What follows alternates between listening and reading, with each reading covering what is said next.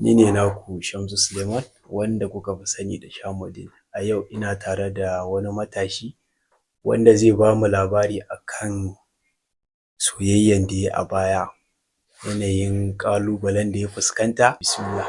Assalamu alaikum. Sunana Abubakar Sadiq, amma an fi sani na da Abu Shafa. Ni mutumin jihar Benue ne. Gaskiya na fuskanci ƙalubale kala-kala, da masu daɗi da masu wahala, amma gaskiya wanda na fi fuskanta marasa daɗi duk sun fi yawa. Wani ƙalubalen da na fuskanta a fannin soyayya wanda har yau har gobe duk ran da na tuna da wannan abun yana sa ni baƙin ciki sosai. Saboda ni a rayuwana ni mutum ne ba mai son tashin hankali ba, amma tun da na fara wannan abun sai na shiga wani yanayi da ina shago aka zo da har 'yan banga, wai ni aka ɗauke ni aka kai ni gun 'yan banga akan soyayya. Ga ni ga 'yar ga iyayenta duka muna zaune a gurin 'yan banga wai akan sun ce a rabar musu da 'ya. Iyayenta ne suka ce ka rabu da 'yarsu? Ƙanwar uwan ne ta kai ni gurin 'yan banga tare da mijinta akan lallai ni sai na rabu musu da 'ya. Ka tambayi dalilin da yasa ba ta son ka kasance da 'yan nata? Na tambayi dalili, su kawai sun nuna min ni ne kawai entirely ba sa so na tare da 'yarsu saboda sun raina sana'an da nake yi. Sana'an me kake yi? Gaskiya ni sana'an ɗinki nake yi. Labarin soyayya na in ka ji shi za ka ɗauka kamar irin wasan yara ne, saboda ni da mace ma ni tsoronta nake ji, ba na iya ma mace magana. To sanadiyan wani abokina, takwarana, sunan shi Sadi, kullum sai ya zo ya same ni ya ce Namse zo ka raka ni. Kuma kullum ina raka shi hira sai ya ce shin me yasa ni ma ba zan yi budurwa ba? Na ce ka gani ina da zafin rai, kuma yanzu in zo in yi budurwa yanzu ta zo ta gaya min maganan da zai ɓata min rai, kaga ai ba zan ji daɗi ba. Sai ya ce min a'a ai komin yaya in samu in nema, ba wai za mu je hira ni ina gefe shi kuma shi da budurwan shi suna nan suna jin daɗin su, suna hira suna ni dai a bar ni a gefe ɗaya ina zaune. Sai ya ce to akwai wata yarinya ƙawar budurwan shi ne, to ta mun in ta mun sai in ya faɗa ma ƙawar budurwan shi ta faɗa ma ƙawar. Sai na ce to kai ka yaba da hankalinta? Ya ce min ya yaba da hankalinta. Na ce to shikenan ba damuwa, duk abin da ka yi duk ɗaya ne. Sai ya ce min to ya je ya samu ita budurwan nashi ɗin kenan, ya mata bayani sai ta ce ai Sadi mutumin kirki ne, mutumin waye duk dai ta yabe ni. Sai ta je ta samu yarinyar ta ma yarinyar bayani, yarinyar ta ce to shikenan ta amince. Sai ta zo ta samu shi saurayin ta ɗin ta ce mai to kaga na mata bayani ta ce min ta amince. Ta zo ya same ni ya min bayani, na ce to shikenan ba damuwa za mu je. Na ce to amma ka san wannan shine farkon da zan je in ce wa mace ina son, in na je me zan ce mata? Sai ya zaunar da ni ya koyantar da ni kaman ka san ina aji. In ta fito ga abin da zan ce, ga abin da ya gama dai bani latest kalmomi masu daɗi. Na ce to shikenan ba damuwa insha Allah zan yi ƙoƙarin haka. To muna tafiya za mu je gurin ta, ina ta dai irin summarizing ɗin abubuwan da yake faɗa min. Bacin an kira ta yarinyar ta fito, ga ni ga ita ta ce min ina wuni. To buɗe bakin da na ce lafiya, sai na ji kamar an yi wifin ƙwaƙwalwana. Na ji kawai an yi wifin ƙwaƙwalwana ne, ko a cikin kalman da na san na iya tunawa a ciki shine na gani ina so. Kin amince? To kallon da na ga yarinyar ta mun wani irin kallon 'yan biyu sha biyar sama da ƙasa. Kawai abinda kawai ta ce min ta amince. To shine tun daga nan fa in na je hira sai ka ga ina wani zama kaman ka san wani ɗan koyo. In na ganta ma in dinga gudu ina canja hanya to amma da muka zo muka saba kawai sai na gama ai ni na ma fita ma iya soyayya. To da soyayya yayi nisa gaskiya yarinyar nan akwai abubuwan da ta min na alheri kala-kala. Kamar me da me za ka iya faɗa mana abu ɗaya zuwa biyu? Gaskiya zan iya faɗa da yawa ma. Okay. Kaga na farko yarinyar nan ta yi using hankalina, ta min abin da ban taɓa expecting zan iya samu a gare ta ba. Na farko sallah ya yi, ni na mata ɗinki kala biyu da kuma ba ta haƙuri, har mama na ta saya min hijabi ta bani in bata. To sai aka zo ita kuma ta je ta siyo mana farin shadda, wanda shaddan har yau har gobe tana nan. Ta min wannan amma still na ƙi in kyautar, duk ran da na ɗaga na kalla sai na tuna da ita. Kuma ni da hannuna na ɗinka, kuma ita ta bani kuɗi na siye zare da komai, ta ce ita kayan wanta ne, wanta kamar ni yake. Don haka in using measurement na komai na nawa, in using nashi in yi ɗinkin. Ita ta biya kuɗin designing, ita ta biya kuɗin komai, to har ni kaina ma da na ɗinkin ta biya ni kuɗin. Ran da na gama na kira ta, ta zo na bata, ta ce in je in gwada in gani, in ga yanayin shi, to har da hulla ma ta saya min. Na je na sa ta gani, ta ce kai angona kayan nan ya ma kyau, ai naka ne, tun dama na alƙawarin zan ma kuma gashi na yi. Kuma alheri na biyu da ba zan taɓa mantawa ba shine lokacin da zan je rubuta NECO, ba zan manta ba 2016 da zan je rubuta NECO. Lokacin mahaifina bai da kuɗi a hannun shi, ni ma kuɗin da yake hannuna ba wani kuɗi mai yawa ba ne. Wallahi yarinyar nan ita ta ƙirga naira ɗaiɗai 15,000 ta bani da katan ɗin indomie, da kuma ta yi miyan kifi da nama, aka haɗa aka soya aka yi miyan shi ta bani, kuma ta ce min har ma haƙurin take bani akan lokacin ba ta da kuɗi ne, shi yasa ta min wannan ɗan ƙaramin alherin. To kuna cikin shan soyayyan ku kwatsam sai iyayenta suka bullo da magana akan cewa ka rabu da ɗansu. Lokaci guda ne ranar muna tare da ita da daddare, misalin ƙarfe 9 na raka ta kai ma kakanta abinci, muna dawowa, to maimakon ta shiga gida sai bata shiga ba, mun tsaya muna ɗan hira, to mijinyanta ya zo ya gan mu sai ya wuce gida, ya shiga cikin gida. To can ba da wani jima ba sai ga uwar goyarta ta fito, ko sai ta rufe ta da duka. Ni dai ba ran doku ba, tunda ni dai ba ɗanta ba ne, kuma ni ba ƙaninta ba ne, kaga ba ran doku ba.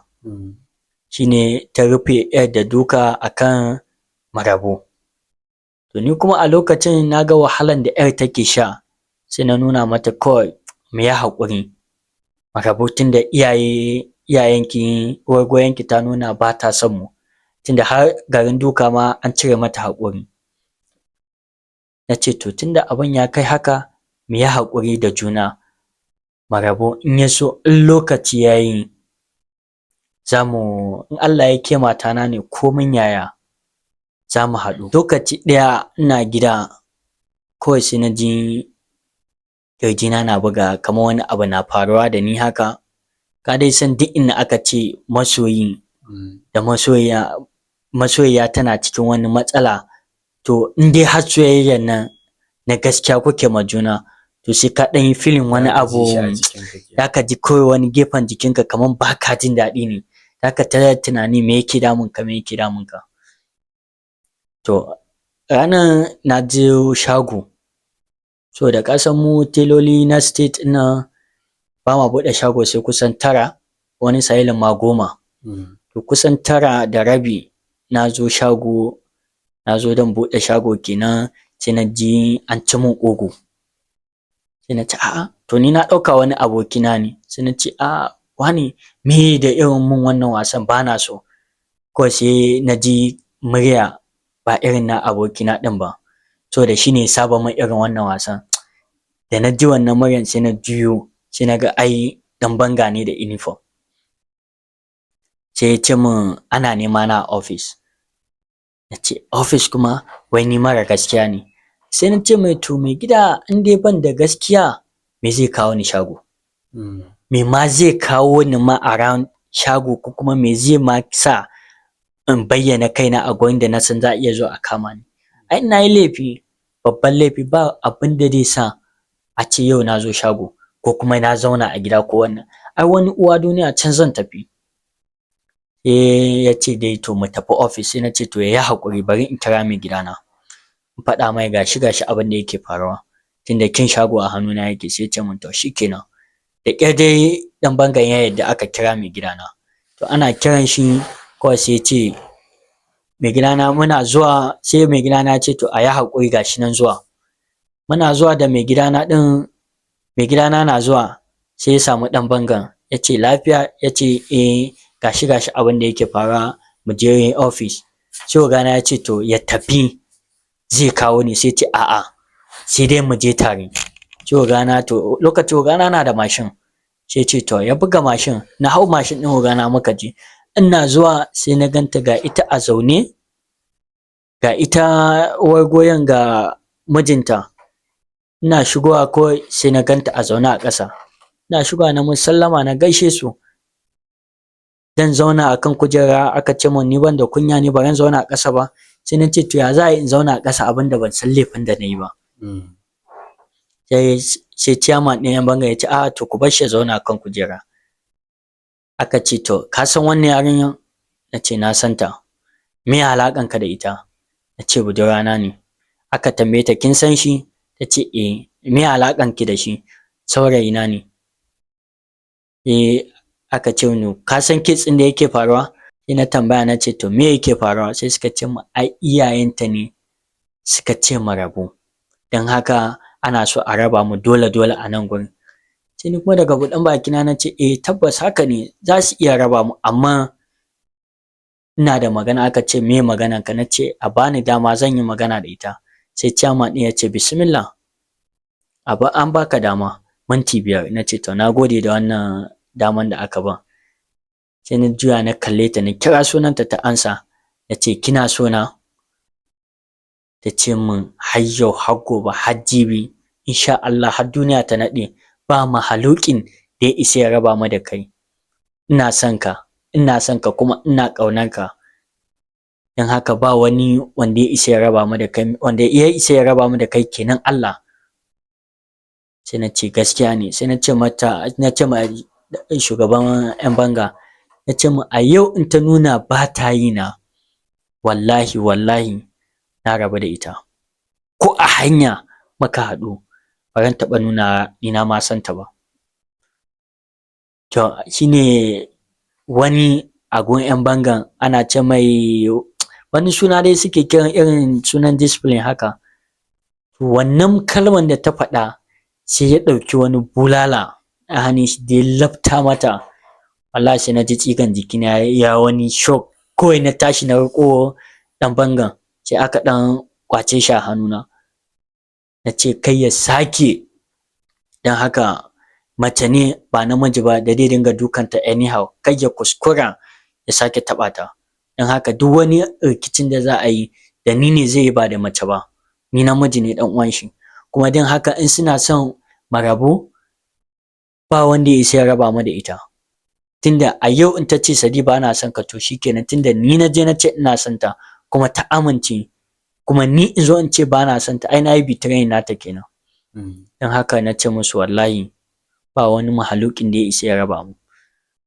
Shine aka hana ta fita, aka hana ta duk wani aika, aka soke mata aika. Kuma wallahi duk lokacin da nake so in ganta da tsaro da komai sai na ganta.